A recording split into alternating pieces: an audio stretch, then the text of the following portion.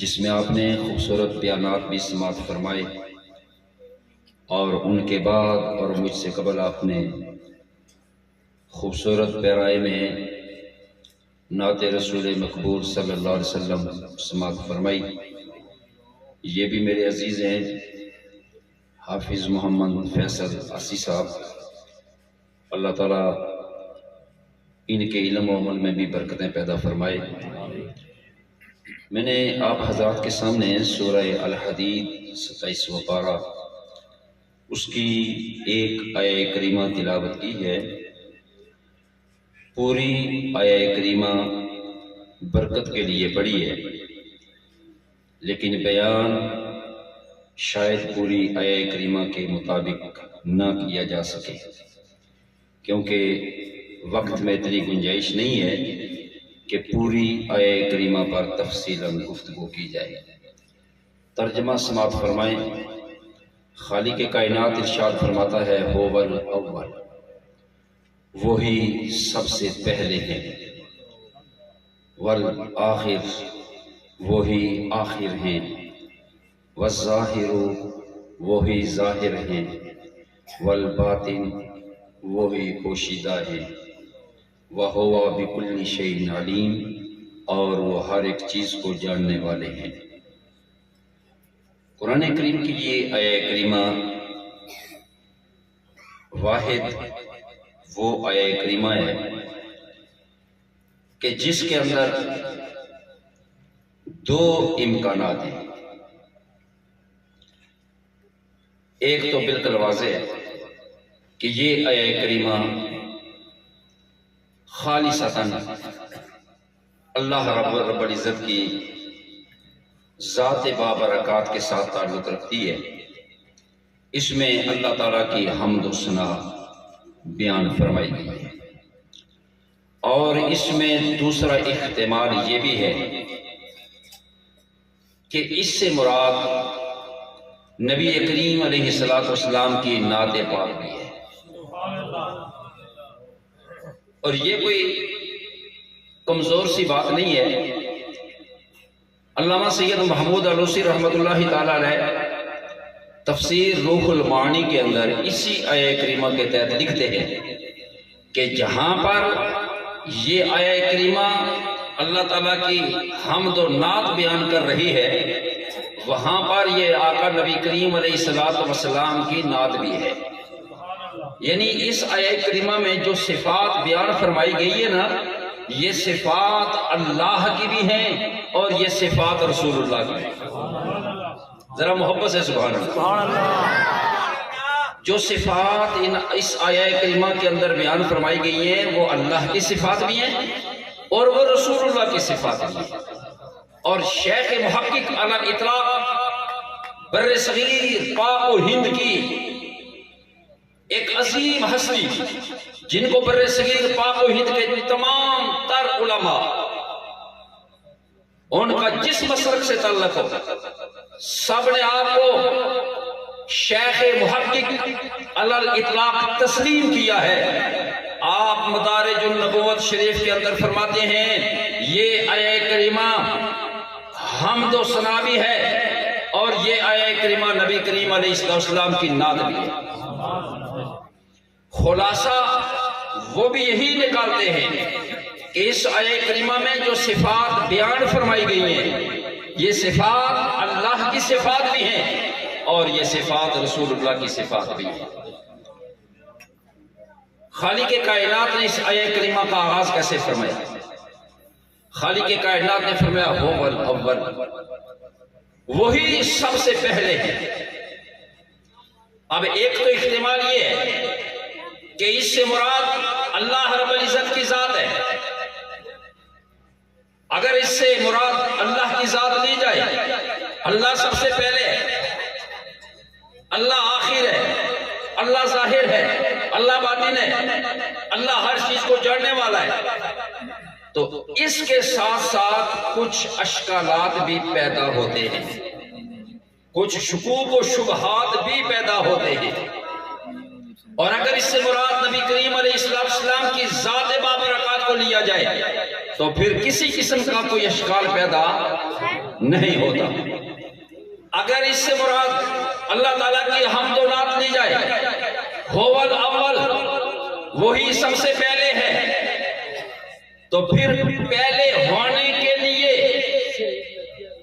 کچھ افراد کا وجود ماننا پڑتا ہے کہ کچھ افراد ہیں جن میں ترتیب کے حوالے سے وہ سب سے پہلے ہے، جبکہ یہ بات اللہ کے لیے ناممکن و محال ہے۔ الہ صرف وہی ہے، دوسرا کوئی الہ نہیں، خالق صرف وہی ہے، دوسرا کوئی خالق نہیں، رازق صرف وہی ہے، دوسرا کوئی رازق نہیں۔ تو جب کہیں گے وہ سب سے پہلے ہے تو سوال یہ پیدا ہوگا کہ کس کس سے پہلے ہے؟ سوال یہ پیدا ہوگا کس کس سے پہلے ہے؟ میں کہتا ہوں کہ مجھ سے پہلے عرفان صاحب نے گفتگو فرمائی، ایک اور صاحب تھے انہوں نے گفتگو فرمائی، فیصل صاحب نے نعت پڑھی، آخر میں میرا بیان ہے۔ تو جب میں کہتا ہوں کہ پہلے عرفان صاحب نے گفتگو فرمائی تو اس کا مطلب یہ ہے کہ گفتگو فرمانے والے اور بھی ہیں، گفتگو فرمانے والے اور بھی ہیں، اور جتنے گفتگو فرمانے والے ہیں ان میں عرفان صاحب پہلے ہیں جنہوں نے پہلے گفتگو فرمائی۔ لیکن اللہ تعالیٰ کی ذات کے لیے ایسا تصور بھی نہیں کیا جا سکتا کہ اس کے سوا کوئی اور الہ بھی ہو، کوئی اور خدا بھی ہو، کئی خدا ہو اور وہ سارے خداؤں میں سب سے پہلے ہو۔ بات سمجھ آ رہی ہے؟ تھوڑی توجہ فرمائیں گے۔ اگر اللہ کے لیے یہ ثابت کیا جائے کہ اللہ سب سے پہلے ہے تو سوال یہ پیدا ہوتا ہے یہ سب کون ہے؟ یہ سب کون ہے؟ کیونکہ بات الہ کی ہو رہی ہے، بات معبود کی ہو رہی ہے، تو سب سے پہلے وہ سب کون ہے؟ اشکال پیدا ہوتا ہے۔ اسی طرح والآخر، وہ سب سے آخر ہے، تو پھر یہ سوال ہوگا کہ اس سے پہلے کون ہے، اس سے پہلے کتنے ہیں جن کے وہ آخر پر ہے؟ والظاہر والباطن، تو پھر پوری آیہ کریمہ کے اندر اشکال پیدا ہوتے ہیں۔ اور اگر اس آیہ کریمہ سے نبی کریم علیہ السلام کی نعت پاک مراد لی جائے، حضور کی اوصاف صفات عالیہ مراد لی جائیں، حضور کے اوصاف حمیدہ مراد لیے جائیں، تو پھر کسی قسم کا کوئی اشکال پیدا نہیں ہوتا۔ جس وقت ہم پڑھیں گے هو الاول، وہی سب سے پہلے ہیں، کون سب سے پہلے ہیں؟ ہمارے آقا نبی کریم علیہ السلام سب سے پہلے ہیں۔ سوال پیدا ہوگا وہ کون ہیں جن سے پہلے ہمارے آقا نبی کریم علیہ السلام ہیں؟ تو ایک تو اس کا جواب یہ ہے اللہ تعالیٰ کی جتنی بھی مخلوق ہے، اللہ کی ساری مخلوق میں سب سے پہلی مخلوق ہمارے آقا نبی کریم علیہ السلام کی ذات بابرکات ہے۔ یہاں کوئی اشکال ہے؟ کوئی اشکال نہیں، کیونکہ ہم سارے مخلوق ہیں، حضور بھی مخلوق ہیں۔ یا دوسری بات ہم یہ کہہ سکتے ہیں کہ خالق کائنات نے جتنے انبیاء کرام علیہ السلام کو تخلیق فرمایا، جن کی تعداد کم و بیش 1.25 لاکھ کے قریب ہے، ان 1.25 لاکھ انبیاء کرام علیہ السلام میں ہمارے آقا سب سے اول، سب سے پہلے ہیں۔ تو پھر بھی کوئی اشکال پیدا نہیں ہوتا، بات بالکل کلیئر ہو جاتی ہے۔ نبی کریم علیہ السلام اپنی تخلیق کے اعتبار سے سارے نبیوں سے بھی پہلے ہیں، ساری مخلوق سے بھی پہلے ہیں۔ اسی طرح نبی کریم علیہ السلام اس دنیا میں تشریف لانے کے اعتبار سے انبیاء کرام کی جو ترتیب خالق کائنات نے قائم فرمائی، اس ترتیب کے اندر نبی کریم علیہ السلام دنیا میں تشریف لانے والے سب سے آخری نبی ہیں، والآخر، اور وہ آخری بھی ہیں، یعنی ان کے بعد کوئی نبی آنے والا نہیں ہے، کوئی اشکال نہیں ہے۔ والظاہرون وہی ظاہر ہیں. ظاہر سے مراد یہ کہ جنہیں ہر ایک اللہ کی مخلوق پہچانتی ہے، جنہیں فرشتے بھی پہچانتے ہیں، جنہیں حور و غلمان بھی پہچانتے ہیں، جنہیں انسان بھی پہچانتے ہیں، جنہیں شجر و حجر بھی پہچانتے ہیں، جنہیں پانی کے اندر مچھلیاں بھی پہچانتی ہیں، جنہیں خاک کے اندر رہنے والی مخلوق چیونٹیاں بھی پہچانتی ہیں. ہر مخلوق چھوٹی سے چھوٹی ہو یا بڑی سے بڑی ہو، ادنا سے ادنا ہو، اعلیٰ سے اعلیٰ ہو، جاندار ہو یا بے جان ہو، مصطفیٰ کو ہر شے پہچانتی ہے. صحیح مسلم شریف کے اندر ایک حدیث ہے، آقا نبی کریم علیہ السلام نے فرمایا انی لا عارف خجرم بمکہ، انی عارف خجرم بمکہ وہوا یسلم علی قبل ان ابعث انی عارف الان. حضور فرماتے ہیں مکے کے اندر ایک پتھر ہے جو اعلان نبوت سے پہلے مجھ پر سلام پڑا کرتا تھا، میں آج بھی اس پتھر کو پہچانتا ہوں. مجھ پر سلام پڑا کرتا تھا، مجھے سلام کیا کرتا تھا، میں آج بھی اس کو پہچانتا ہوں. انسانوں میں تو عقل ہے، شعور ہے، جانوروں میں بھی کسی حد تک عقل اور شعور موجود ہے. ہر حرکت کرنے والی چیز جاندار، اس میں کسی نہ کسی حوالے سے شعور موجود ہے، لیکن پتھر تو بے جان ہے. پتھر بے جان ہے. پتھر کو جتنی مرضی آوازیں لگائیں پتھر سنتا نہیں، پتھر اپنی جگہ سے حرکت کرتا نہیں. لیکن حضور علیہ السلام کو پتھر بھی پہچانتا ہے، یہ اللہ کے نبی ہے. والظاہر، حضور اتنے ظاہر ہے کہ بے عقل مخلوق جس میں عقل کا تصور بھی نہیں ہے وہ بھی آپ کو پہچانتی ہے کہ آپ اللہ کے رسول ہیں. اس حوالے سے آپ ظاہر ہیں. والباطن، اور اتنے ظاہر ہونے کے باوجود نبی کریم علیہ السلام کی حقیقت کو کوئی نہیں پہچان سکا. حضور کی حقیقت کو کوئی نہیں پہچان سکا. کیوں؟ نبی کریم علیہ السلام کو اس دنیا میں خالق کے کائنات نے بشریت کا لباس پہنا کر بھیجا. جنہوں نے بشریت کے لباس میں نبی کریم علیہ السلام کو دیکھا، انہوں نے کہا کہ نبی کریم علیہ السلام صرف اور صرف ایک بشر ہیں. حضور علیہ السلام کی حیثیت صرف ایک انسان کی حیثیت ہے. جنہوں نے نبی کریم علیہ السلام کو معرفت کی نظر سے دیکھا، انہوں نے کہا کہ نبی کریم علیہ السلام صرف بشر نہیں ہے بلکہ نبی کریم علیہ السلام اللہ تعالیٰ کا نور بھی ہے. تکبیر، نعرہ رسالت، سیدی مرشدی، لبیک یا رسول اللہ، لبیک لبیک لبیک یا رسول اللہ، لبیک لبیک لبیک یا رسول اللہ، لبیک. معرفت کی آنکھ سے دیکھا، انہوں نے دیکھا کہ نبی کریم علیہ السلام فقط بشر نہیں ہے، نبی کریم علیہ السلام اللہ کا نور بھی ہے. اور یہی وہ نور ہے جس کو خالق کائنات نے سب سے پہلے تخلیق فرمایا. هو الاول، جس کو اللہ نے سب سے پہلے تخلیق فرمایا. بعض نے صرف لباس بشریت میں دیکھا، کھاتے پیتے سوتے جاگتے، بیویاں بچے اور تجارت کرنا، سارے معاملات دیکھے. انہوں نے کہا ہم جیسے ہی، ہم بھی کھاتے ہیں وہ بھی کھاتے ہیں، ہم بھی پیتے ہیں وہ بھی پیتے ہیں، ہم بھی نکاح کرتے ہیں وہ بھی نکاح کرتے ہیں. لیکن انہوں نے دوسری حیثیت نہیں دیکھی. کیوں؟ کہ آقا کی ایک دوسری حیثیت بھی تو ہے نا، کہ کئی دنوں تک میرے مصطفیٰ مسلسل روزہ رکھتے تھے، مسلسل روزہ رکھتے تھے. اے بخاری شریف پڑھ رہا ہوں، مسلسل روزہ. صحابہ کرام نے کہا کیوں نہ حضور کی سنت پر عمل کریں.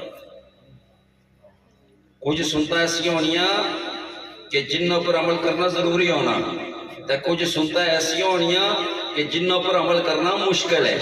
جس چیز کا حضور حکم دیں اس نے اوپر عمل کرو، جس نہ حضور حکم نہ دیں تے اس جگہ بھی جیتے بڑھنے کی ضرورت کوئی نہیں. کئی دفعہ بندہ پھنسی جانا. حضور علیہ السلام نے فرمایا جب میں تمہیں کسی چیز کا حکم دوں اس کو بچا لاؤ. مستطاعتم جتنی تم میں قوت ہے اور جتنی دیر میں تم کو چھوڑے رہوں تم مجھے چھوڑے رہو. خام خواہ مجھ سے سوالات نہ کیا کرو. چنانچہ صحابہ کرام نے کہا کہ حضور لگاتار روزہ رکھتے ہیں بغیر ناغا کیے, کیوں نہ ہم بھی لگاتار روزہ رکھیں. مسلسل صوم وصال لگاتار. لو جی حضور علیہ السلام کی طبیعت مبارکہ صحت مبارک اسی اپنی کیفیت پر, آپ کی صحت مبارک میں کوئی کمی واقع نہیں ہوئی, طبیعت ناساز نہیں ہوئی, کمزور نہیں ہوئے. صحابہ کرام نے جب مسلسل روزے رکھنا شروع کیے صحابہ کمزور ہونا شروع ہو گئے. اتو ہی پتہ چل رہا ہے کہ برابری ہے یا نہیں ہے, اتو ہی پتہ چل رہا ہے. صحابہ کرام رضوان اللہ تعالی علیہم اجمعین دن بدن کمزور ہوتے جا رہے ہیں. صحابہ کرام کے چہروں کے رنگ بدلتے جا رہے ہیں, چہروں کے رنگ زرد پڑتے جا رہے ہیں. نبی کریم علیہ السلام نے فرمایا میرے صحابہ کیا وجہ ہے؟ میں دیکھتا ہوں تم دن بدن کمزور ہوتے جا رہے ہو, تمہارے چہروں کے رنگ بدلتے جا رہے ہیں, آخر کیا معاملہ ہے؟ عرض کیا یا رسول اللہ صلی اللہ علیہ وسلم ہمارے ماں باپ پر قربان جائیں, ہم نے آپ کو دیکھا کہ آپ مسلسل روزے رکھ رہے ہیں, ہم نے چاہا کہ آقا کی سنت پہ عمل کریں. تو حضور آپ کی سنت پر عمل کرنے سے ہمارا یہ حال ہو گیا, ہمارا یہ حال ہو گیا. حضور نے فرمایا اور تمہیں کس نے کہا تھا کہ تم بھی وصال کے روزے رکھو, لگاتار روزے رکھو؟ کیا تمہارا اور میرا مقام ایک ہے؟ ان ربی ہوا یطعمنی و یسقینی. میں بیویوں کا محتاج نہیں ہوں کہ بیویاں پکا کے دیں گی تو میں کھاؤں گا. میں بیویوں کا محتاج نہیں ہوں, بیویاں پانی لا کے دیں گی تو میں پیوں گا. فرمایا میرا رب مجھے کھلاتا بھی ہے. پھر نعرہ تکبیر, نعرہ رسالت, نعرہ رسالت, تاجدار ختم نبوت, تاجدار ختم نبوت. لبیک لبیک یا رسول اللہ, لبیک لبیک لبیک یا رسول اللہ, لبیک لبیک لبیک یا رسول. میرا رب مجھے کھلاتا بھی ہے, میرا رب مجھے پلاتا بھی ہے. کون ہے تم میں جو میرے ساتھ مقابلہ کر سکے؟ نبی کریم علیہ السلام نے 14.5 صدیوں پہلے جو جملہ ارشاد فرمایا آج بھی بخاری کے اندر وہ جملہ موجود ہے. نبی کریم علیہ السلام نے فرمایا او میرے صحابہ ایکم مثلی, ایکم مثلی, تم تمام کے اندر کون ہے جو مجھ جیسا ہو سکے, کون ہے جو میری مثل بن سکے؟ حضور نے فرمایا تمہاری پوری جماعت کے اندر ایک بھی صحابی نہیں ہے جو میری مثل بننے کے قابل ہو. ایکم مثلی, اس سوالیہ جو کون ہے تمہارے اندر جو میری مثل ہو, جیسے مجھے تسلسل کے ساتھ روزے رکھتے ہوئے دیکھتے ہو, میری صحت پر کوئی اثر نہیں پڑتا. ایسا کوئی تمہارے اندر ہے جو تسلسل سے روزے رکھے اور اس کی صحت پر اثر نہ پڑے؟ اتنے تا سال تو بعد ایک مہینے نے رکھنے تو مہینے کے بعد منہ ہوئے نے انہیں جناب ہے چوسی جتنی چوسنی ہونی ہے. شامی بندہ روزہ افطار کر رہا تھا منہ اتنے بویا ہونا ہے, تو جے کو بندہ گھر کرائے پوچھی چھوڑے غلطی نہ, سر جی کیا حالات کیا کرنے ہو, تو غصے جائیں کیونکہ دسنا نہیں کہ میں کیا کرنا ہے, افطاری نہیں تیاری کرنا اور کیا کرنا ہے.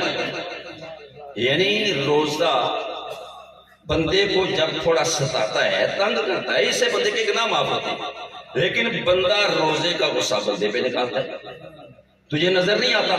اتنی تو ہماری قوت برداشت ہے. دن کو روزہ رکھ کے شام کو ہم کسی کی بات برداشت کرنے کے لیے تیار نہیں. مصطفیٰ کریم تسلسل کے ساتھ روزے رکھے جا رہے ہیں، لوگوں کے ساتھ معاملات بھی طے کرتے جا رہے ہیں، لوگوں کی باتیں سنتے بھی ہیں، لوگوں کے سوال سن کے جواب بھی دیتے جا رہے ہیں، یعنی سارے معاملات ڈیل بھی کرتے ہیں۔ مصطفیٰ کے معاملات میں کوئی کمی نہیں آئی، اس لیے مصطفیٰ نے فرمایا ایکم مثلی، کون ہے تمہارے اندر جو میری مثل ہو سکے؟ یہ میرا ایمان ہے۔ یہاں پر آپ تمام جتنے تشریف رکھتے ہیں، آپ میں سے ایک بھی بندہ صحابہ کرام میں سے کسی کا منکر نہیں ہوگا، یہ میرا اپنا گمان ہے آپ کے بارے میں۔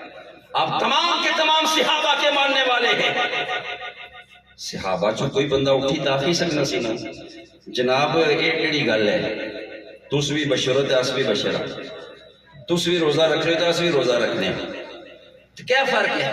لیکن کسی صحابی دعویٰ کیتا کوئی نہیں۔ صحابہ پھر اس کے بعد اے وصال میں روزے نہیں رکھے، اور اے دسیا صحابہ اپنے عمل تھو کہ ہم بے شک روزہ رکھیں، لیکن نبی کریم علیہ السلام کی مثل ہم ہو سکتے نہیں۔ جی او سونے جڑے سن، ہر ویلے حضور نے تربیت وچ رہنے لے، حضور نے مجلس وچ رہنے لے، سفر میں حضور کے ساتھ، حضر میں حضور کے ساتھ، نمازیں حضور کے پیچھے، جہاد میں حضور کے ساتھ، جی او حضور نے مثل نہیں ہوئے تے سونیو تساں 14 صدیاں بعد حضور نے مثل کتھوں آئی؟ تسی کتھوں آئے؟ بخاری کے سوا ہم کسی کو نہیں مانتے، یہ بخاری ہے اس کو تو مان لو۔ اگر بخاری مانتے ہو تو پھر بشر مثلکم برابری کا دعویٰ کیسا؟ اور اگر برابری کا دعویٰ کرتے ہو تو پھر بخاری کہاں گئی؟ صحابہ اکرام نے یہ آیتیں نہیں پڑھی ہوئی تھی انما انا بشر مثلکم؟ حضور نے فرمایا ایکم مثلی، کون ہے تم میں میری مثل؟ کوئی بھی تم میں میری مثل ہو سکتا نہیں۔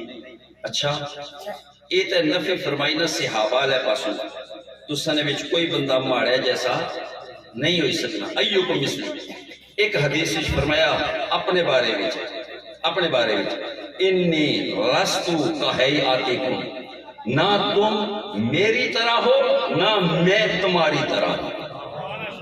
حضور نے دونوں طرف سے نفی کی، نہ میں تمہاری طرح ہوں، گو کے بشر ہوں لیکن تم جیسا بشر نہیں ہوں، لستو کہیئاتکم، میں تمہاری طرح نہیں ہوں۔ اور دوسری مقام پر فرمایا ایکم مثلی،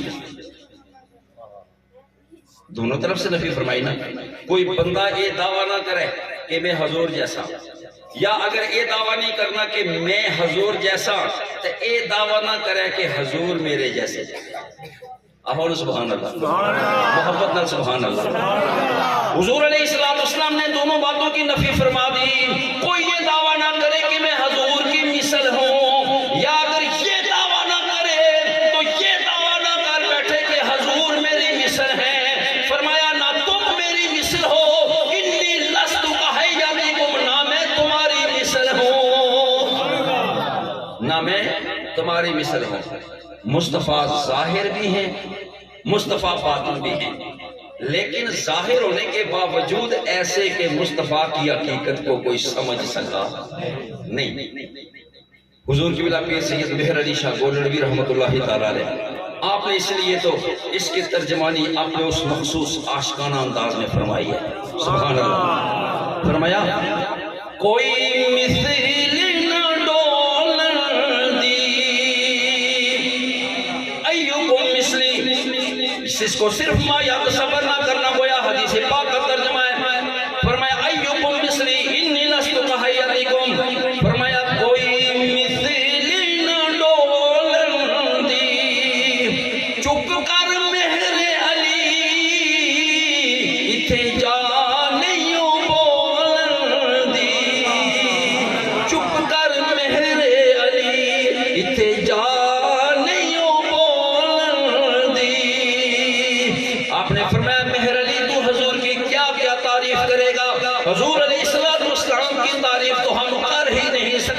حضور علیہ السلام کو اللہ تعالیٰ نے ایسے ایسے کمالات سے نوازا، ایسی ایسی خوبیوں سے نوازا، ہم پوری کائنات میں محبوب کا ثانی تلاش کرنا چاہیں، پوری کائنات میں کوئی محبوب کا ثانی نہیں ہے۔ جتھے مرضی جا کے دیکھو جے صحابہ وچ کوئی نہیں سی تے بعد وچ کوئی کدوں پیدا ہو سکنا ہے؟ انبیاء تو بعد صحابہ کی جماعت سب تو بہتر، سب تو افضل ہے۔ انبیاء کے بعد صحابہ سے افضل کوئی نہیں، صحابہ میں صدیق اکبر سے افضل کوئی نہیں، وہ جو افضل ترین ہے، جن کو میرے مصطفیٰ نے اپنی موجودگی میں مصلی پر کھڑا کیا، مرو ابا بکر فلیصلی بالناس، انہاں بھی نہیں آ گیا کہ میں حضور جیسا تھا، حضور میرے جیسے۔ وہ جڑے افضل ترین ہیں وہ بھی برابری نہ دعویٰ نہیں کرتے، لیکن حضور باطن بھی ہیں، پوشیدہ بھی ہیں، چھپے ہوئے بھی ہیں۔ وہ کیسے؟ سنو، ایک دن میرے آقا نبی کریم علیہ السلام نے جناب ابو بکر صدیق رضی اللہ تعالیٰ عنہ کی ذات کو مخاطب فرمایا، مخاطب فرما کے فرمایا اے ابو بکر تیرا کیا خیال ہے؟ تو نے نمازیں میرے ساتھ پڑھی ہیں، روزے میرے ساتھ رکھے ہیں، جہاد میرے ساتھ مل کے کیا ہے، تجارت میرے ساتھ مل کے کی ہے، دن میں میرے ساتھ، راتوں کو میرے ساتھ، ویسے تیرا کیا خیال ہے؟ تو نے مجھے جان لیا ہے؟ تو نے مجھے پہچان لیا ہے؟ فرمایا ابو بکر نہیں، تو نے مجھے نہیں پہچانا۔ فرمایا میری جو حقیقت ہے، میری حقیقت کیا ہے؟ میری حقیقت کو میرا رب جانتا ہے، میرے رب کے سوا کوئی میری حقیقت کو جان سکتا نہیں۔ حضور اتنے پوشیدہ بھی ہیں کہ حضور کی حقیقت کیا ہے، جو نور ہے اس نور کی اصل کیا ہے، اس نور کی حقیقت کیا ہے، اس کو آج تک کوئی جان سکا نہیں۔ فرمایا بس میرا رب مجھے جانتا ہے کہ میں حقیقت میں کیا ہوں، یہ تو باقی ساری کیا سرائیاں ہیں۔ وَهُوَ بِكُلِّ شَيْءٍ عَلِيمٌ، حضور علیہ السلام بھی ہر شے کا علم رکھتے ہیں، حضور بھی ہر شے کا علم رکھتے ہیں۔ علامہ علی بن محمد بن ابراہیم بغدادی رحمت اللہ تعالی علیہ، آپ تفسیر خازن شریف کے اندر لکھتے ہیں الرحمن علم القرآن خلق الانسان، رحمان نے قرآن سکھایا، اس نے انسان کو پیدا فرمایا، تخلیق فرمایا۔ علمہ البیان، اس نے انسان کو بیان سکھایا۔ یہ بیان کیا ہے؟ آج لوگ کہتے ہیں کہ حضور علیہ السلام معاذ اللہ پڑھے ہوئے نہیں تھے، ان پڑھ تھے۔ قرآن پڑھو تمہیں پتہ چلے کہ قرآن کیا کہتا ہے۔ قرآن نے اعلان فرمایا الرحمن علم القرآن، رحمان وہ ہے جس نے قرآن سکھایا، خلق الانسان جس نے انسان کو تخلیق فرمایا، علمہ البیان اس نے اسی انسان کو بیان بھی سکھایا ہے۔ صاحب تفسیر خازن لکھتے بیان کیا ہے؟ فرماتے ہیں بیان ما یکون و ما کان، بیان ہے جو کچھ نبی کریم علیہ السلام سے پہلے ہو چکا، حضور علیہ السلام کو اس کا علم بھی دیا گیا، اور جو کچھ نبی کریم علیہ السلام کے بعد تا قیامت ہونے والا ہے، اللہ نے محبوب کو اس کا علم بھی عطا فرمایا۔ ماضی کا علم بھی مصطفیٰ کے پاس، مستقبل کا علم بھی مصطفیٰ کے پاس۔ فرماتے ہیں یہی تو وجہ ہے کہ نبی کریم علیہ السلام نے پہلوں کی خبریں بھی دی ہیں اور بعد والوں کی خبریں بھی دی ہیں۔ اول اللہ نے محبوب کو سب سے پہلے تخلیق اسی لیے فرمایا، سب سے پہلے محبوب، محبوب کے بعد باقی کائنات وجود میں، باقی کائنات وجود میں۔ یہاں جو صاحب موجود ہوں جن کے سامنے اس مسجد شریف کی سنگ بنیاد رکھی گئی ہو، جو بھی ہوں ان کو پتہ ہوگا کہ بنیاد سے لے کر آخر تک گنبد کے تعمیر ہونے تک اس مسجد میں کتنا مٹیریل لگا ہے۔ اینٹیں لگی ہیں تو اینٹیں کتنی لگی ہیں، بلاک لگے تو کتنے لگے ہیں، پتھر لگے تو کتنے لگے ہیں، سیمنٹ کتنا لگا ہے، سریا کتنا لگا ہے۔ جو مٹیریل اس میں استعمال ہوا، جس نے اس کو شروع سے دیکھا، شروع سے لے کر آخر تک، اس سے مسجد کے کام کا کوئی دن اور کام کی کیفیت بھولی ہوئی نہیں ہے، اور اخراجات مزدوری بولی ہوئی نہیں ہے، اسے سب پتا ہوگا. کیوں؟ اس کے سامنے سب کچھ ہو رہا ہے، اس کے سامنے سب کچھ ہو رہا ہے. وہ بنیادوں سے لے کر مسجد مکمل ہونے تک سارا معاملہ اپنی آنکھوں سے دیکھ رہا ہے. لہذا مسجد کا کوئی بھی نظام اس سے پوشیدہ نہیں ہے، تعمیر کے تمام مراحل سے وہ واقف ہے. میرے دوستوں اور بزرگوں، مثال صرف سمجھے سمجھانے کے لیے ہوتی ہے. نبی کریم علیہ السلام کو خالق کائنات نے سب سے پہلے تخلیق فرمایا. ساری کائنات مصطفیٰ کریم کے سامنے تخلیق فرمائی ہے. حضور کے سامنے ساری کائنات بنی ہے. اب بتاؤ کوئی ایسی شے ہے جس کا علم میرے مصطفیٰ کے پاس نہ ہو؟ اللہ نے انبیاء اکرام علیہ السلام کو تخلیق فرمایا تو محبوب کے سامنے، ہم جیسے گناہگاروں کو تخلیق فرمایا تو محبوب کے سامنے. محبوب سے پوشیدہ کوئی شے نہیں ہے. اس کی میں ایک سادہ سی مثال دیتا ہوں قرآن کریم کے حوالے سے. خالق کائنات نے قرآن کریم کے اندر ارشاد فرمایا وَكَذَلِكَ جَعَلْنَاكُمْ أُمَّةً وَسَطًا لِتَكُونُوا شُهَدَاءَ عَلَى النَّاسِ وَيَكُونَ الرَّسُولُ عَلَيْكُمْ شَهِيدًا.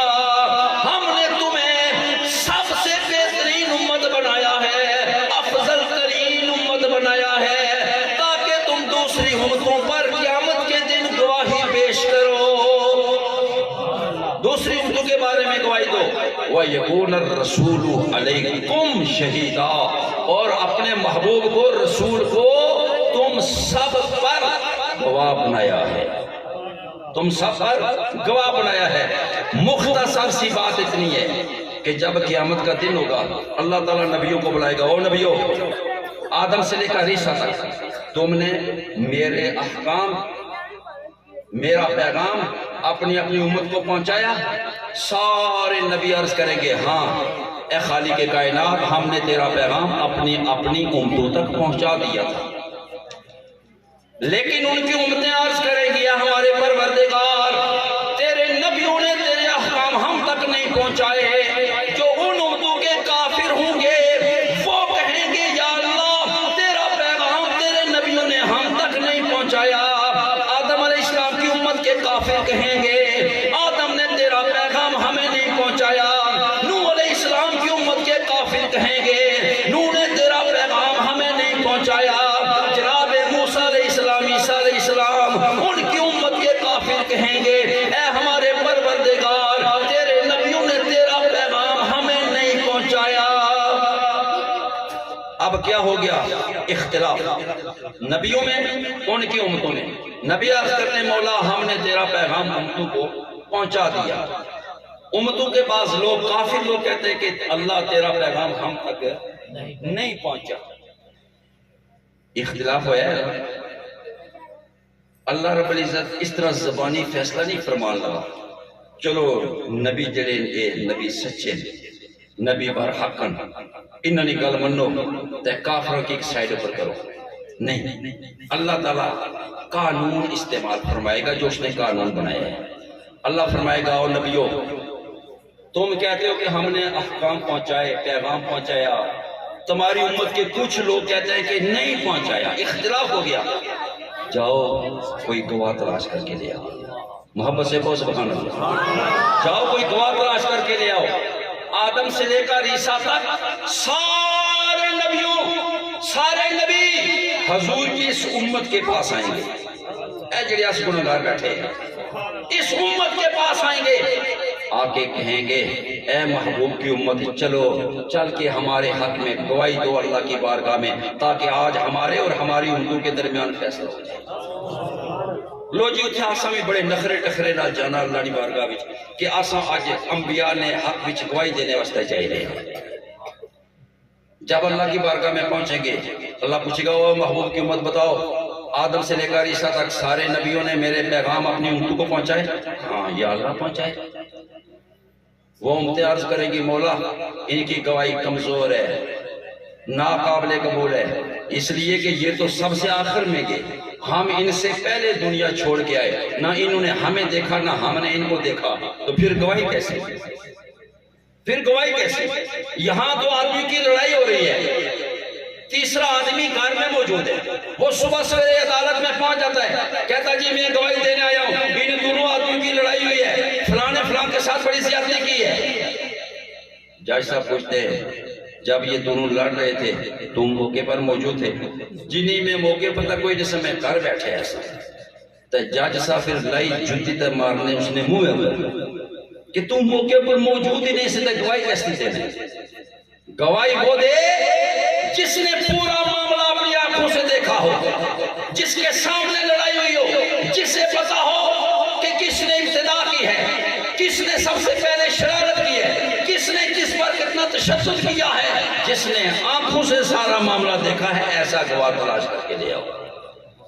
امتیں کہیں گی اللہ انہوں نے گواہی قابل قبول کوئی نہیں، گل تو ویسے ٹھیک ہے، نہ آسا آدم نے امت دیکھی، نہ نوح نے امت دیکھی، نہ جناب موسیٰ عیسیٰ کی امت دیکھی، ہم سے پہلے چلے گئے۔ جب وہ چیرا کریں گے ہماری گواہی پر، سڑی ہوئی جیسی چھوٹی تس جلو اصلا واپس اللہ فرماسی نبیو جاؤ کوئی ایسا گواہ تلاش کر کے لاؤ جس نے آدم سے لے کر عیسیٰ تک سارے نبیوں کے حالات بھی اپنی آنکھوں سے دیکھے ہوں اور ان نبیوں کی امتوں کے حالات بھی اپنی آنکھوں سے دیکھے ہوں۔ تو سچی حالیں بھی شک ہے کہ حضور کو غیب نہیں میں ہے یا نہیں۔ میرے دوستوں بزرگوں سارے انبیاء کرام علیہ السلام آخر کار میرے آقا نبی کریم علیہ السلام کی خدمت اقدس میں حاضر ہوں گے۔ اے اللہ کے محبوب چلیے چل کے آج ہمارے حق میں گواہی پیش کیجئے تاکہ ہمارے اور ہماری امتوں کے درمیان خالق کائنات فیصلہ فرما سکے۔ آقا نبی کریم علیہ السلام یہ نہیں فرمائیں گے او نوح تم تو مجھ سے پہلے گزر گئے تھے، تمہاری امت مجھ سے پہلے گزر گئی تھی۔ اے جناب ابراہیم تم مجھ سے پہلے گزر گئے، تمہاری امت مجھ سے پہلے گزر گئی، میں تمہارے بارے میں گواہی کیسے دے سکتا ہوں؟ حضور یہ فرمائیں گے نہیں، حضور فرمائیں گے ٹھیک ہے چلو میں چلتا ہوں۔ حضور اللہ کی بارگاہ میں حاضر ہوں گے، اللہ فرمائے گا سونے محبوبہ ہن تو گواہی پیش کر، ان نبیاں میرے پیغام امتوں تک پہنچائے کہ نہیں؟ حضور عرض کریں گے میرے مولا آدم سے لے کر عیسیٰ علیہ السلام تک سارے نبیوں نے تیرے پیغام اپنی اپنی امت کو پہنچا دیا، اپنی اپنی امت کو پہنچا دیا۔ اللہ تو خالق مالک ہے، وہ تو سب کچھ جانتا ہی ہے، بات اس کی نہیں ہو رہی ہے۔ وہ جڑے کافر اتھے کھلوتے سن جنہ ساری گواہی نے اوپر جناب علی چرا کیا، ماسٹر جی عدالتیں سے دیکھنے کے کیا ہوتا ہے؟ ایک وکیل دوسرے نے اوپر جرا کرنا ہے، ایک کی گواہی کے رد کیتا جانا ہے، دوسرے نے گواہی کے رد کیتا جانا ہے، جرا کیتی جانی ہے۔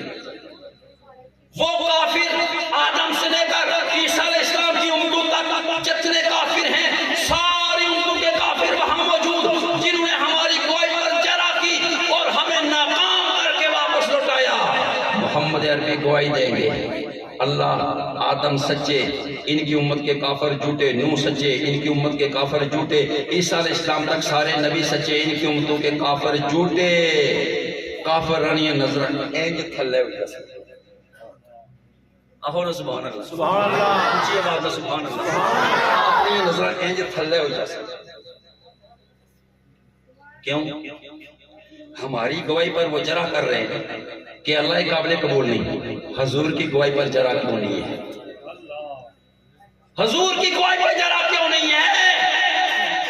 او آدم سے لے کر عیسیٰ تک ساری امتوں کے کافر، سارے بولو ساری امتوں کے کافر، ساری امتوں کے کافر مان رہے ہیں کہ بے شک ہم محمد پر ایمان نہیں لائے، لیکن محمد وہ اللہ کا محبوب نبی ہے جو آدم سے لے کر عیسیٰ تک ہر نبی کے حالات بھی دیکھتا ہے، حالات سے بھی واقف ہے اور ہر نبی کی امت کے حالات سے بھی واقف ہے۔ نبی کی گواہی دیکھی ہوئی گواہی ہے، نبی کی گواہی عینی گواہی ہے۔ آج جڑے کلمہ پڑھی تے حضور نے علم نہ انکار کرنے، انہوں نے کلمے کی داد دیا یا آدم علیہ السلام تو نہیں تے نوح علیہ السلام نے زمانے تک جڑے انہوں نے امتوں نے کافر سن انہوں نے کفر کی داد دیا؟ کس کی داد دی ہے؟ کلمہ پڑھ کے مصطفیٰ کے علم پر اعتراض کرنے والے ان کو داد دی جائے یا ان کافروں کو داد دی جائے جنہوں نے کافر ہو کے بھی ہمارے مصطفیٰ کے علم کو مان لیا، ہمارے مصطفیٰ کی نگاہ نبوت کو مان لیا کہ بے شک یہ ہم سب کے آخر میں آئے، لیکن جانتے یہ سب کے حالات ہیں۔ نعرہ تکبیر،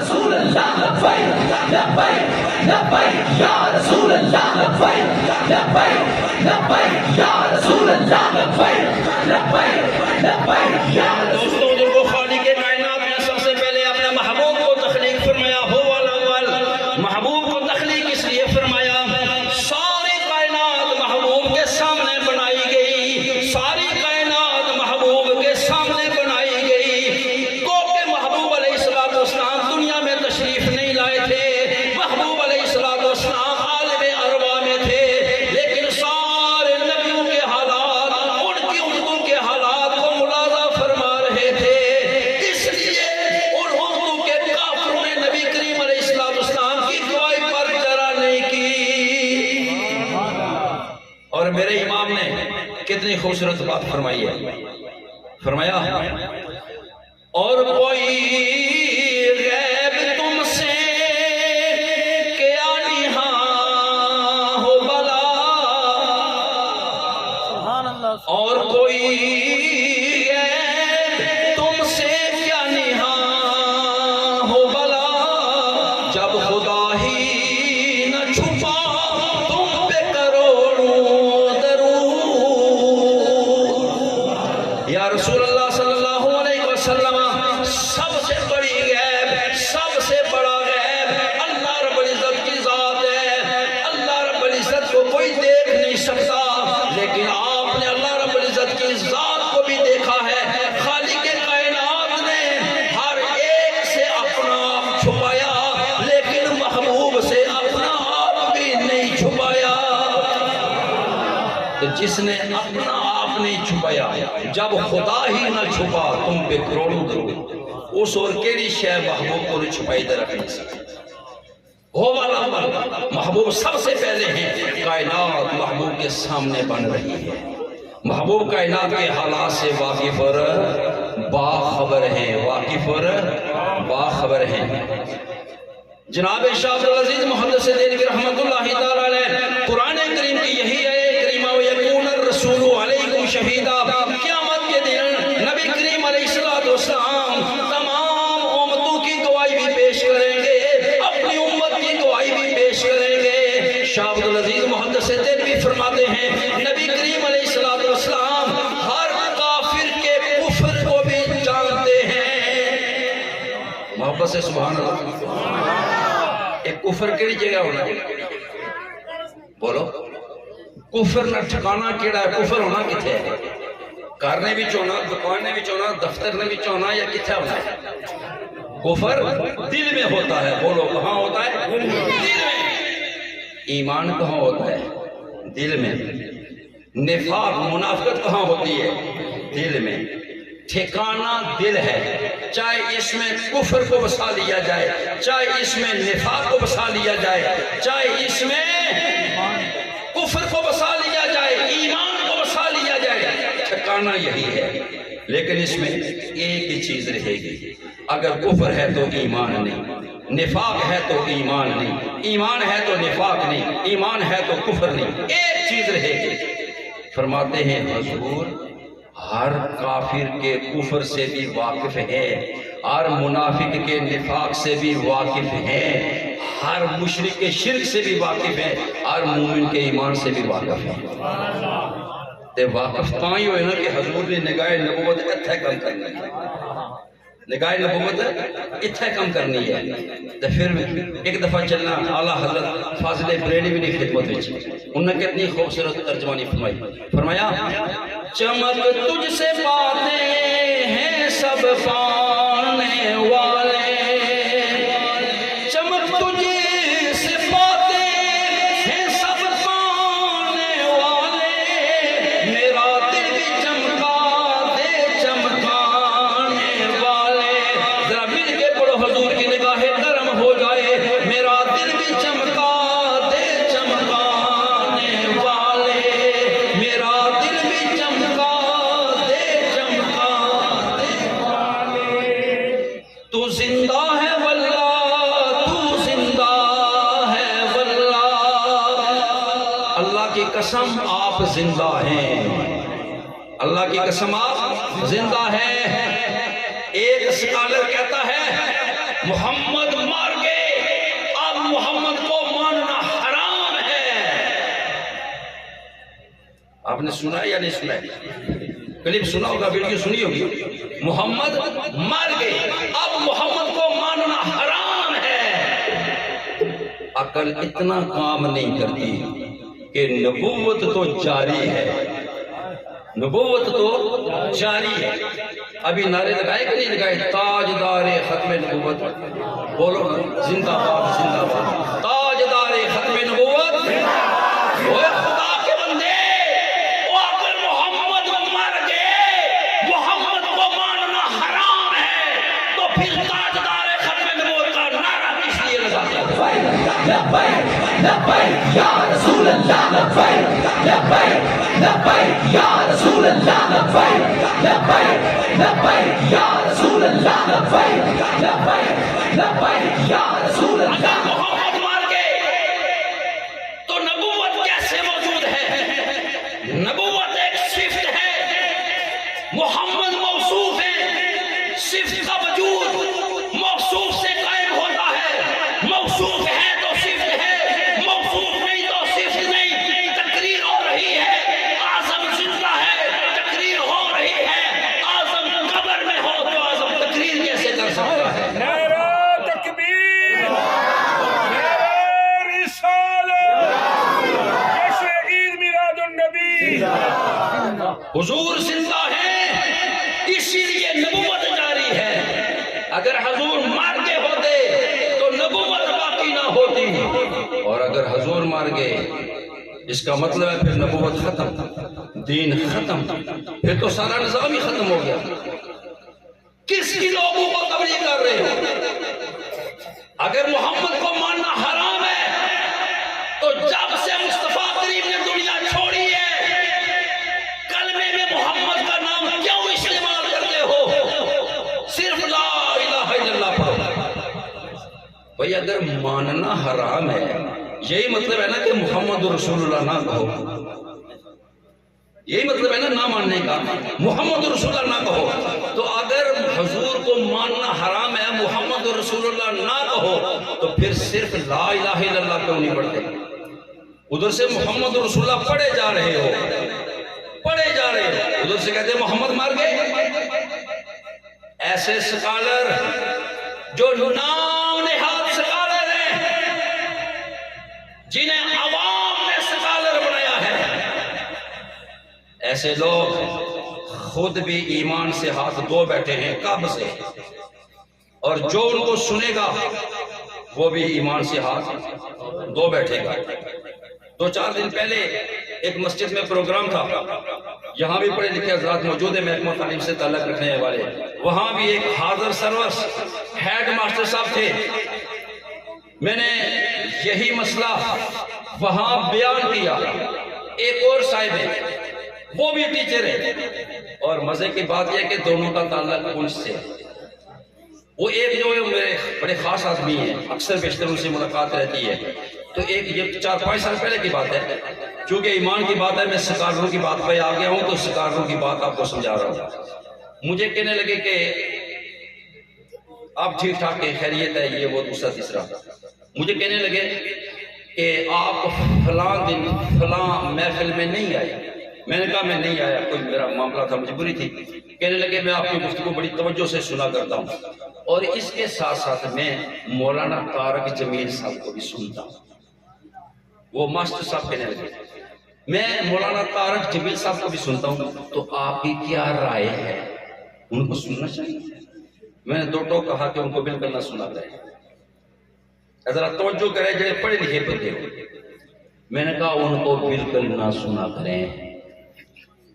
لوگ تو یہ سمجھتے ہیں کہ مولوی اپنی دکانداری چمکاتے ہیں. او بھائی طارق جمیل کی دکانداری سے ہمارا کیا واسطہ ہے؟ ہماری دکانداری اپنی ہے, ہمارا نظام اپنا ہے, ان کا نظام اپنا ہے. ان کی مخالفت سے نہ ہمارا نظام بند ہو سکتا ہے نہ ہماری مخالفت سے ان کا نظام بند ہو سکتا ہے. لیکن جو بیچ میں حقیقت ہے وہ تو بتانا ہم پر فرض ہے. وہ بیماری کیا ہے؟ میں نے کہا ان کو نہ سنا کریں. بڑے تعجب کے عالم میں کہنے لگے جی یہ آپ کہہ رہے ہیں. میں نے کہا نہ سنا کریں. کہنے لگے اتنی اچھی اچھی باتیں بتاتے ہیں, وہ تو کوئی اختلافی بات نہیں کرتے, وہ تو کوئی فرقہ واریت والی بات نہیں کرتے, تو آپ کہتے ہیں نہ سنا کریں. میں نے کہا کہ جہاں پر وہ عقیدے کے معاملے میں ڈنڈی مارتے ہیں, آپ ان کی پوری گفتگو سے وہ جملہ پہچان سکتے ہیں کہ کس مقام پر اگر وہ 1 گھنٹہ بیان کرتے, 1 گھنٹے کی گفتگو کے دوران انہوں نے کہاں کہاں ڈنڈی ماری, آپ پہچان سکتے ہیں؟ آپ کو اتنا شعور ہے, آپ اتنی سوجھ بوجھ رکھتے ہیں؟ خاموش ہو. کہنے لگے ہمیں تو نہیں پتہ چلتا, ہم تو بس یہ دیکھتے ہیں کہ کوئی فرقہ واریت والی بات نہیں کرتے, نماز کے لیے کہتے ہیں, ماں باپ کے حقوق کے لیے کہتے ہیں, وضو کے لیے کہتے ہیں. میں نے کہا میں آپ کو ایک بات بتاتا ہوں ان کی, تو پھر آپ آسانی سے سمجھ جائیں گے کہ سننا چاہیے یا نہیں سننا چاہیے. بچھو ہے نا, بچھو یہ ہو ہی نہیں سکتا. آپ جتنی اس کی خدمت کریں, اس کو خطرات سے بچانے کی کوشش کریں, آخر ڈنگ مار کے رہے گا, ڈنگ مار کے رہے گا. وہ شیخ سادی نے ایک واقعہ لکھا ہے بزرگوں کا کہ نہر کے کنارے جا رہے تھے, پیچھے مرید بھی ہے, تو انہوں نے دیکھا کہ نہر میں ایک بچھو بھی بہتا ہوا جا رہا ہے, تو آپ نے اس کو پکڑا اور پکڑ کے باہر کنارے پر رکھنے لگے. تو مرید نے کہا حضرت یہ بچھو ہے, کاٹے گا. آپ نے فرمایا کوئی بات نہیں, اگر کاٹے گا تو یہ اس کی اپنی عادت ہے, نیکی کرنا یہ ہماری عادت ہے. آپ اس کو زمین پر رکھنے لگے تو اس نے آپ کو ڈس دیا, ڈنگ مار دیا.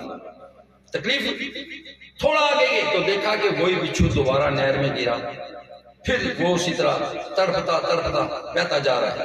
آپ نے پھر پکڑا, پھر نکال کے کنارے رکھا, اس نے پھر ڈنگ مار دیا. اس نے کہا حضرت یہ اپنی اس عادت سے باز نہیں آتا, اس کی عادت ہے ڈنگ مارنا. آپ نے فرمایا اگر یہ بری عادت سے باز نہیں آتا تو ہم اچھی عادت سے باز کیوں ہیں؟ ٹھیک ہے. میں نے کہا جی مولانا طارق جمیل صاحب کی کتاب ہے بیانات جمیل, 4-5 سال پہلے کی بات کر رہا ہوں. اس وقت وہ 3 جلدوں میں تھی, تو ممکن آپ اس کی جلدیں میں ان میں اضافہ ہو گیا, زیادہ ہو گئی. 3 جلدوں پر مشتمل بیانات جمیل, اس میں اس نے حضرت ابراہیم علیہ السلام کو ذلیل لکھا ہے. کس کو؟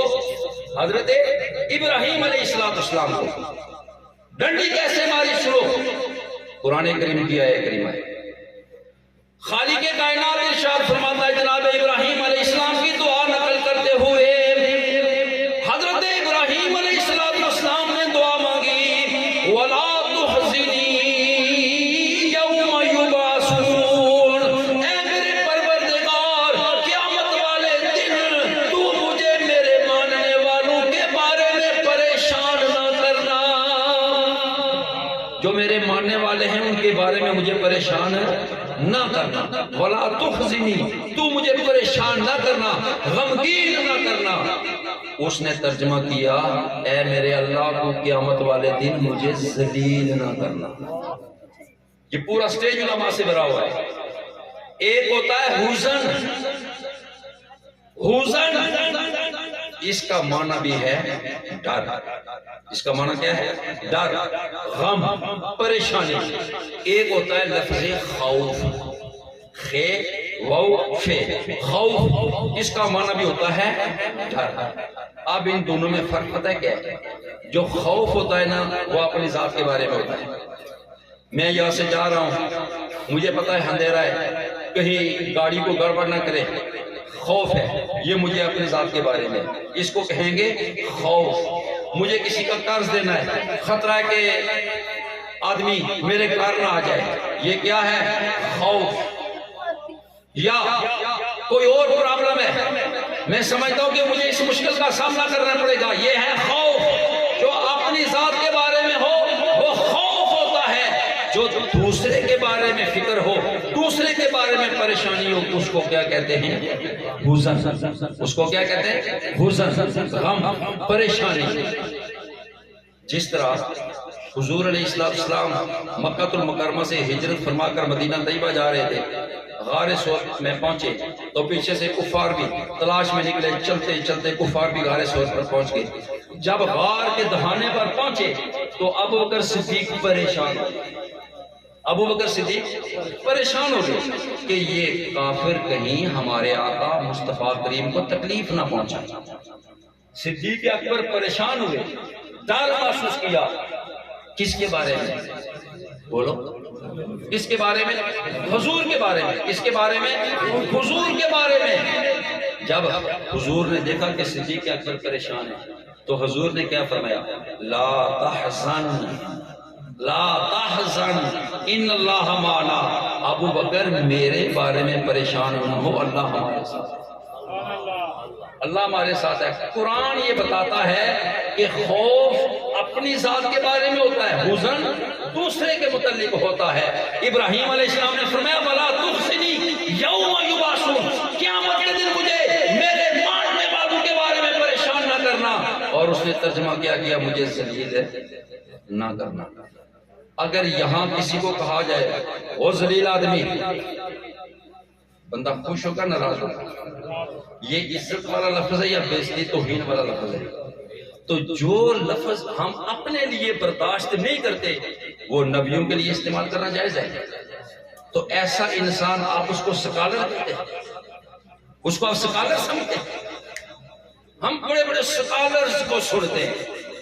یہ دین کا بیڑا سکالروں نے غرق کیا ہے، جو فقط چند کتابیں پڑھ کے میڈیا پہ آ جاتے ہیں، دین کو نہیں پڑھتے، دین کی بنیادی چیزیں ایمانیات کو نہیں پڑھتے، جنہیں یہ نہیں پتا کہ ایمان کیا ہے، کفر کیا ہے، وہ سکالر بڑھ کے جناب علی میڈیا پر آ جاتے ہیں اور ہمارے لوگ ان کو سن سن کے اپنے ایمان کا ستیہ ناش کرتے ہیں، اپنے ایمان کا ستیہ ناش کرتے ہیں۔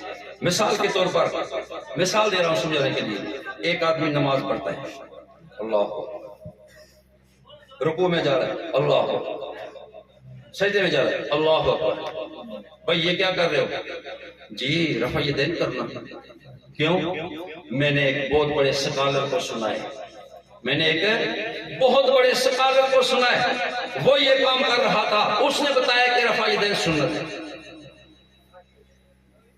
اب دیکھ لیجیے، سب سے پہلی بات ذرا توجہ کے ساتھ سننا، جتنی کتب احادیث ہیں، جتنی، ہم 6 کا مطالبہ نہیں کرتے سیاسی طاقت، جتنی کتب احادیث ہیں ان میں ایک حدیث بھی ایسی نہیں جس حدیث میں حضور نے حکم فرمایا ہو، حضور نے حکم فرمایا ہو، قول موجود ہو کہ رفع یدین کیا کرو، ارفعوا ایدیکم فی الصلاۃ، نماز میں رفع یدین کیا کرو، اس کے بغیر تمہاری نماز نہیں ہوتی۔ کوئی حدیث موجود نہیں۔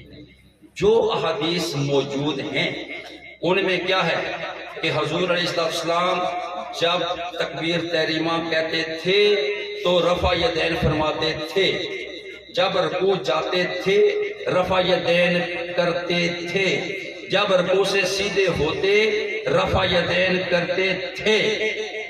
حکم نہیں ہے کہ حضور نے حکم ارشاد فرمایا، یہ جو کرتے تھے تکبیر تحریمہ کے وقت کرتے تھے، رکوع جاتے وقت کرتے تھے، رکوع سے اٹھتے وقت، حضور علیہ السلام کا عمل دیکھ کے اس کو صحابہ بیان کرتے ہیں، حضور نے حکم نہیں فرمایا اور اس پر ایک عرصے تک عمل جاری رہا، جب تک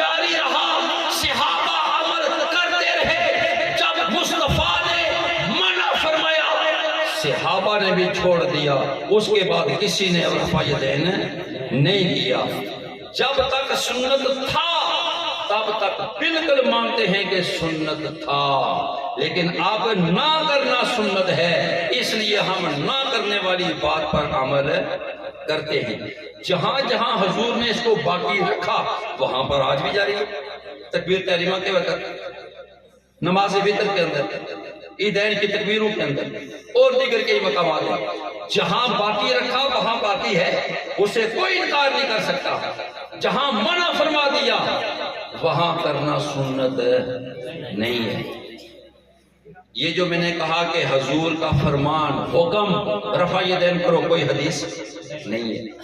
اب حضور کا حکم میں دکھاتا ہوں کہ رفع یدین نہ کرو۔ ذرا اچھا ہو سبحان اللہ۔ صحیح مسلم شریف پرانی جڑی کریچی نہیں چھپی ہے، صفحہ نمبر 179، صفحہ نمبر 179 اور ورق بائیں سائٹ والا، اس کے اوپر حدیث موجود۔ نبی کریم علیہ السلام نے حضرت جابر بن سامورہ رضی اللہ تعالیٰ عنہ آپ فرماتے ہیں کہ نبی کریم علیہ السلام گزرے، ایک جماعت نماز پڑھ رہی تھی، اپنے ہاتھوں کو اٹھا رہے تھے۔ نبی کریم علیہ السلام نے جب ان کو دیکھا، حضور نے فرمایا مالی اراکم رافعی ایدیکم کانہا اذناب خیل شمس اسکنوا فی الصلاۃ۔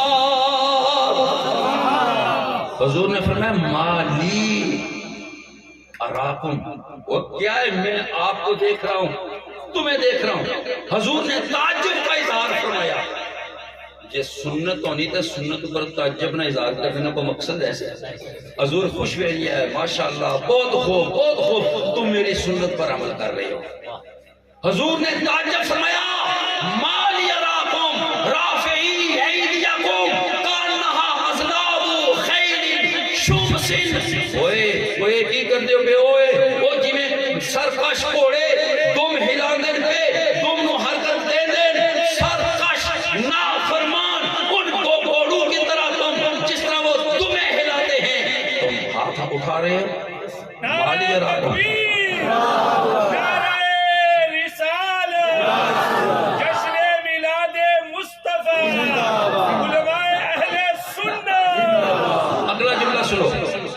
سنو۔ پھر حضور کے فرمایا ایک حکم ہے، حضور نے زبان تو نکلے جملہ حکم ہے، حکم دینے، فرمایا اسکنو فی الصلاۃ۔ وہ سارے نے سارے جمع نہ صیغہ ہے، جس طرح ہے نا اقیموا الصلاۃ، نماز قائم کرو، کوئی بندہ آخی سکنا کہ میں اس نے شامل نہ، یہ تھکڑ دیر دسے اپنے آپ کہ اقیموا جمع نہ صیغے میں شامل ہے، سب شامل ہے، مشرق سے لے کر مغرب تک، جنوب سے لے کر شمال تک۔ آتو الزکاۃ، زکات دو، آتو سے کوئی اپنے آپ کو باہر نکال سکتا نہیں۔ اسی طرح اسکنو، سارے اس نے بھی چاہیے، فرمایا اسکنو، وہ سارے کے سارے سکون اختیار کرو فی الصلاۃ، نماز کے بیچ میں، نماز کے بیچ میں۔ اتھے ایک توفہ دیتا جانا، وہ کیڑا؟ او نہیں، آپ غلط بھی نہیں کر رہے ہیں، کیوں؟ اس لیے کہ صحابہ جب سلام پھرتے تھے نا، السلام علیکم رحمت اللہ، السلام علیکم رحمت اللہ، تو اس وقت وہ ہاتھ اٹھایا کرتے تھے، السلام علیکم رحمت اللہ، السلام علیکم رحمت اللہ۔ یہ ہاتھ اٹھانے کی بات ہو رہی ہے کہ جب سلام پھیرتے ہیں اس وقت ہاتھ نہ اٹھایا کریں، سلام کے وقت ہاتھ اٹھانے کی نفی ہے۔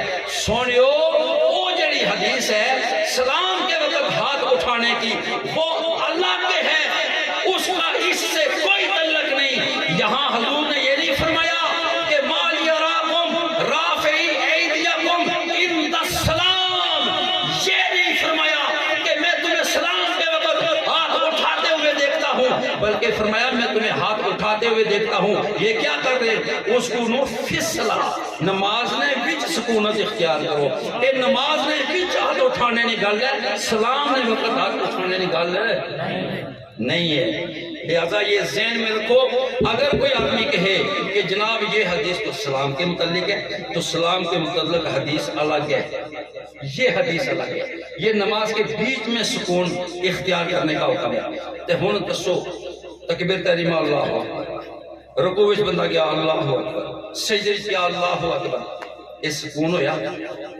اے سکون نے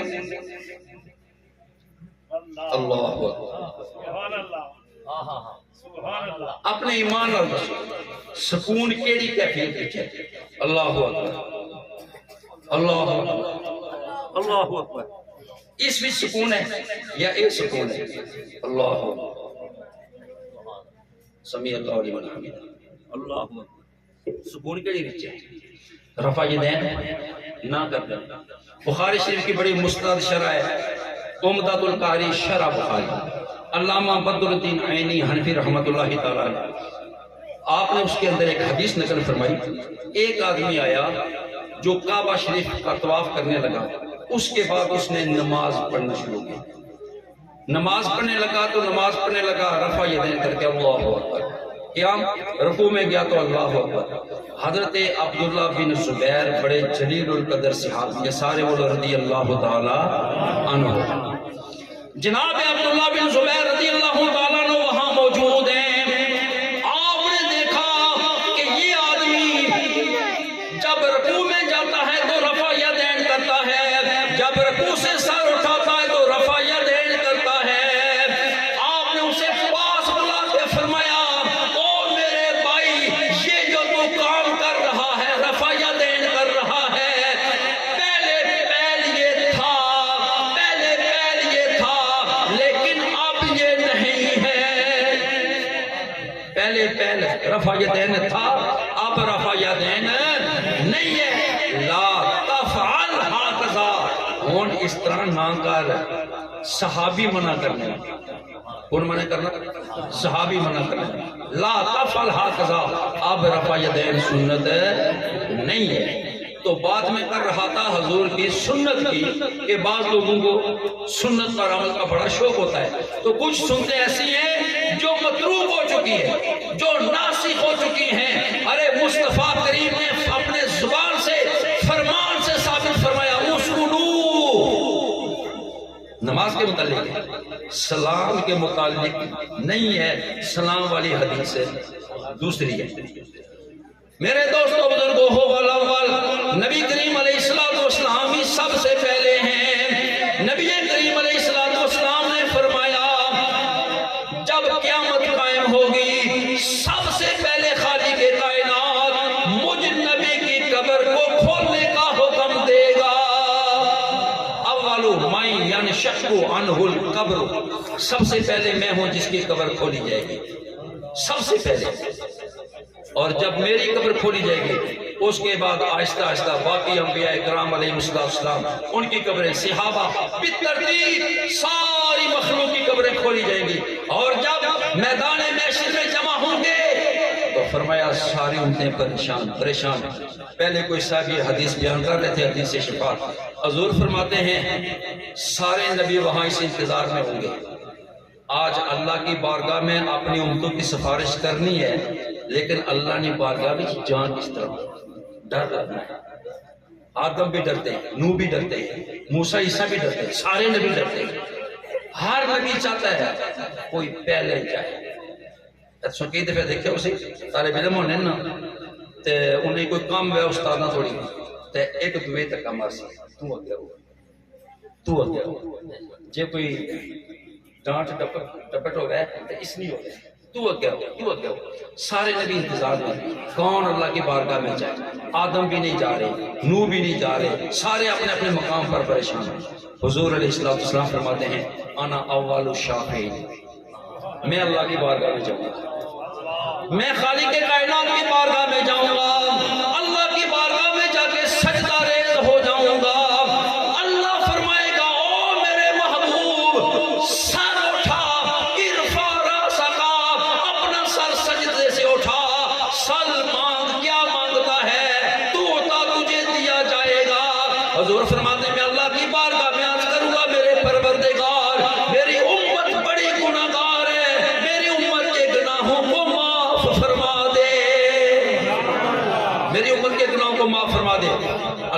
گا سونے جا اتنی تعداد وچ اپنی امت جنت وچ لے کے جا. حضور فرماتے ہیں ٹولیوں کی شکل میں لے جاتا جاؤں گا. آخر کار پھر میں اللہ کے حضور سجدہ ریز ہو جاؤں گا. میرے مالک ابھی بھی میرے سارے امتی جنت میں گئے. اتنا کسے بندیاں 20-25 بکریاں ہون ایک بکری گمی جائے تو نہیں پتہ لگنا کڑی گمتی ہے. جلے کر جائے گرنا تو پتہ لگنا ایک کاٹے. تے حضور کی امت ارباں کھرباں ساویر حضور ہر اس کی پہچان ہے. حضور ہر اس کی پہچان ہے. حضور فرمائیں گے میرے مولا ابھی میری امت باقی ہے. اللہ فرمائے گا سونیا اپنے گناہوں کی وجہ سے جہنم میں چل رہے ہیں, جا جہنم سے نکال دے, جہنم سے نکال دے. اتھے مومن بھی ہو سن گناہگار مارے جیسے, اتھے کافر بھی ہو سن, مشرک بھی ہو سن, منافقین بھی ہو سن, پر حضور اس طرح جہنم نے کنارے پر دیکھ سن تے حضور مومنہ کی پہچانی نہیں سن. جڑے اتھے پہچانی سن انہاں کی اتھے کوئی نہیں پتہ لگنا. بولو نا, اتھے کوئی نہیں پتہ لگنا کہ محفل وچ کیڑا کڑا بندہ آیا ہے, کیڑی نیت نیت آیا ہے, کیڑا ارادہ نیت آیا ہے, کیڑا بندہ جڑا کار بیٹھا ہے. حضور آج بھی جانتے ہیں. حضور فرماتے ہیں اللہ خالق کائنات فرمائے گا میرے محبوب اتنی تعداد میں نکال کے لے جاؤ, پھر میں اللہ کی بارگاہ میں دوبارہ سجدہ ریز ہو جاؤں گا. پھر خالق کائنات ایک حد مقرر فرمائے گا. اللہ تعالیٰ ٹولیوں کی شکل میں میری امت کو جنت میں بھیجنے کا حکم ارشاد فرمائے گا. ایک گروہ لے جاؤ, دوسرا, تیسرا, چوتھا, اسی طرح میں اپنی ساری امت کو جنت میں لے جاؤں گا. اللہ تعالیٰ ایک کو دفعہ گل کی نہیں بتائی کہ سونے محبوبہ جتنی بھی تیری امت ہے اس ساری کی کٹھی کرتے ایک کو دفعہ ہی نہیں جاتا. اللہ فرمایا نہیں, ایک کو چھوڑ کے آؤ پھر مڑ کے آؤ, پھر اس کو چھوڑ کے آؤ پھر مڑ کے آؤ. اللہ چکر لگوا رہا ہے, اللہ چکر لگوا رہا ہے. کیوں؟ فقط اتنا سبب ہے انعقاد بزم محشر میں, فقط اتنا سبب ہے انعقاد بزم محشر میں, ان کی شان محبوبی دکھائی جانے والی ہے. خالق کائنات آج دکھانا چاہتا ہے او میرے محبوب کے دشمنوں جو دنیا میں کہا کرتے تھے ارے محمد کچھ بھی نہیں کر سکتے, محمد کوئی اختیار نہیں رکھتے, یہ کسی کی مدد نہیں کر سکتے, یہ مشکل کشا نہیں ہو سکتے.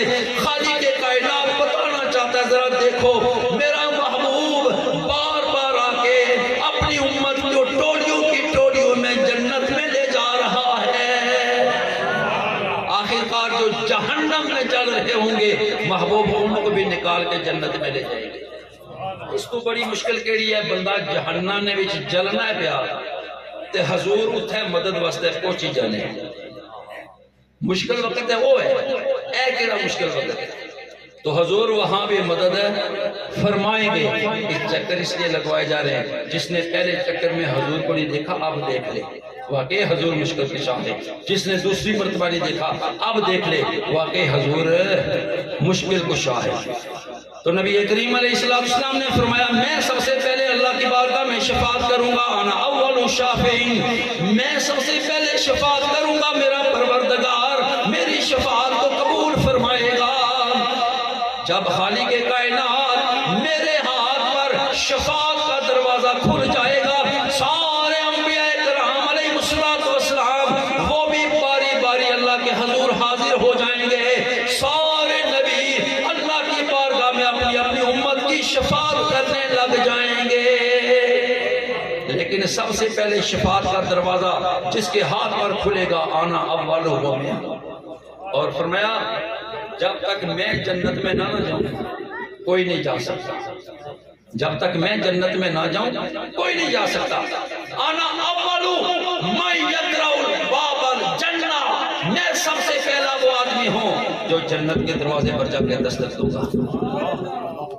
دربان پوچھے گا کون, دربان پوچھے گا کون, حضور فرمائیں گے میں کہوں گا وانا محمد, میں محمد ہوں. دربان دروازہ کھولے گا, دربان عرض کرے گا حضور می معافی دیا ہے میں اس واسطے نہیں پوچھیا کہ تس اجازت کیوں منگنے ہو یا تس کون ہو، اس واسطے نہیں، بلکہ مکی حکم دیتا گیا سی کہ جدو تک میرا سونا نہ آوے اس تو پہلے جڑا مرضی دروازہ کھٹکھٹاوے دروازہ نہیں کھولنا۔ میں پہچاننا چاہنا سا بھائی تس آپ آئے ہو یا کوئی اور بندہ تے نہیں اچھی تے دستک دینا۔ اللہ حکم دیتے ایسی کہ جب تک میرا محبوب نہ آئے محبوب سے پہلے کسی کے لیے دروازہ نہیں کھلے گا۔ تو آپ نے جب فرمایا کہ میں محمد ہوں تو میں نے جان لیا یہی اللہ کے محبوب ہیں جن کے بارے میں مجھے رب نے بتایا تھا کہ جب میرا محبوب آ جائے تو اس کے لیے دروازہ کھول دینا، اس سے پہلے کوئی بے شک دستک دے دروازہ کھولنا نہیں ہے۔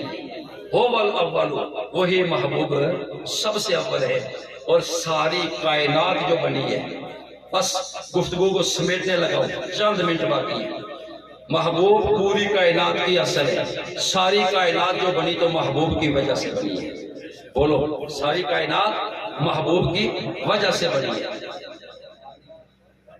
امام حاکم المستدرک کے اندر حدیث نقل فرماتے ہیں جناب آدم علیہ نبینا علیہ السلام جب آپ سے لفظش ہوئی خالق کائنات کی بارگاہ میں ہاتھ اٹھا اٹھا کے دعائیں مانگتے ہیں، لیکن خالق کائنات نے توجہ نہیں فرمائی۔ ایک دن اللہ کی بارگاہ میں عرض کرتے ہیں میرے پروردگار اپنے اس محبوب نفی کے طفیل مجھے معاف فرما دے جن کا نام نامی اس میں گرامی تو نے محمد رکھا ہے۔ اللہ نے فرمایا او آدم کیف عرفت محمدن، تو نے محمد کو کیسے پہچانا؟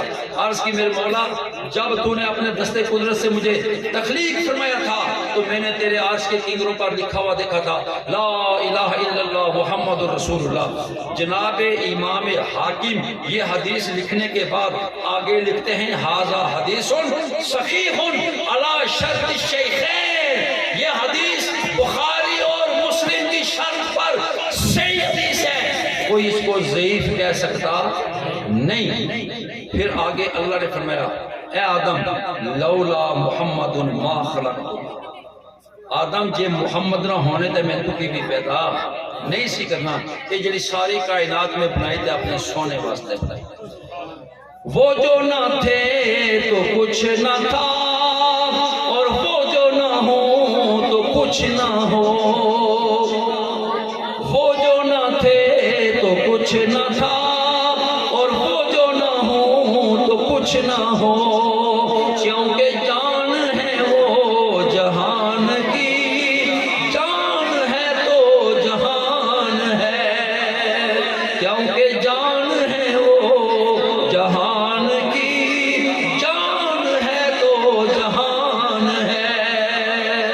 محبوب کو سب سے پہلے اس لیے تخلیق فرمایا کہ خالق کائنات نے محبوب کی وجہ سے پوری کائنات کو وجود عطا کرنا تھا۔ ساری کائنات وجود کے معاملے میں محبوب کی محتاج ہے، محبوب اپنے رب کے محتاج ہیں، محبوب اس کائنات میں کسی کے محتاج نہیں ہے۔ حضور اس کائنات میں کسی بندے کے محتاج نہیں ہے، حضور صرف اپنے رب کے محتاج ہیں اور ہم حضور علیہ السلام کے بھی محتاج ہیں۔